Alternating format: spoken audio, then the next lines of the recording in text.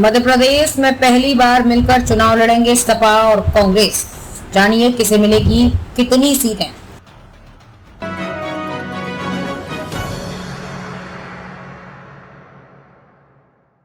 MP में पिछले विधानसभा चुनाव में सपा ने बिजावर सीट जीती थी, जबकि 6 सीटों पर दूसरे स्थान पर रही थी।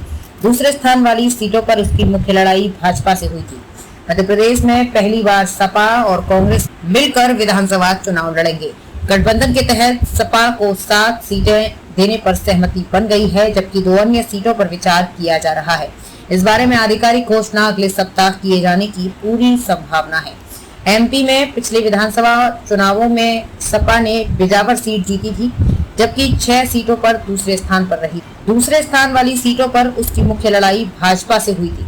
वर्ष 2003 के विधानसभा चुनाव में सपा के 7 विधायक जीते थे। इस बार सपा ने गठबंधन के तहत 10-12 सीटें मांगी थी। इस मुद्दे पर सपा के प्रमुख महासचिव प्रोफेसर रामगोपाल यादव और कांग्रेस के एमपी के प्रभारी महासचिव रणदीप सुरजेवाला के बीच कई राउंड की बातचीत हुई।